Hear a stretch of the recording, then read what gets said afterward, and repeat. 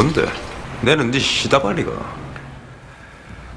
이 유명한 영화 대사처럼 일본어 잔재가 유독 많이 남아있는 곳이 조폭 세계입니다. 옷간에는 쩐, 오야분 큰형님, 나발이란 말도 어리 말하냐?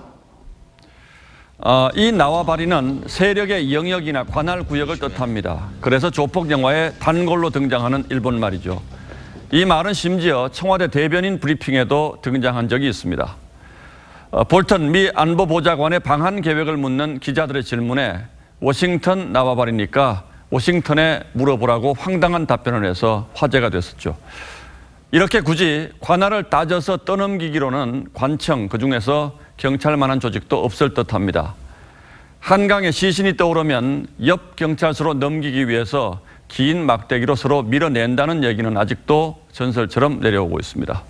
그런데 그제 새벽 서울경찰청 안내실에서 벌어진 풍경은 경찰의 고질적인 관할 타령의 백미라고 해야 할 것 같습니다. 한강 몸통 시신 사건의 살인범이 제 발로 찾아와 자수를 했는데 경찰관이 종로경찰서로 가보라고 돌려보낸 겁니다. 당시 경찰청에는 직할수사대 형사들이 당직을 서고 있었습니다. 하지만 안내실 경찰관은 강력반 형사와 이야기하겠다는 범인의 요구를 묵살했습니다. 결국 범인은 택시를 타고 종로서까지 가서 어렵게 자수하는 데 성공했습니다. 경찰청 훈령의 범죄 수사 규칙을 보면 자수는 관할 지역이 아니라도 반드시 접수해야 한다고 되어 있습니다. 부득이 다른 경찰서로 넘기더라도 피의자 인도 서류를 작성해 인수인계하도록 하고 있습니다. 그런데도 서울경찰청은 자수의 경우 매뉴얼이 없어서 빚어진 일이라고 엉뚱한 해명을 했습니다.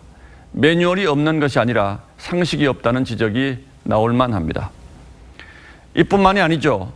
고유정 사건에서는 피해자 측에서 관련 CCTV 영상을 찾아주었을 정도로 경찰의 초동 수사가 엉성했습니다.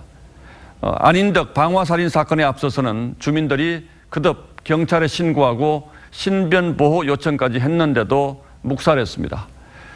버닝썬 사건에서 불거진 경찰 유착 의혹도 속시원한 진상규명이 아직 되지 않고 있습니다.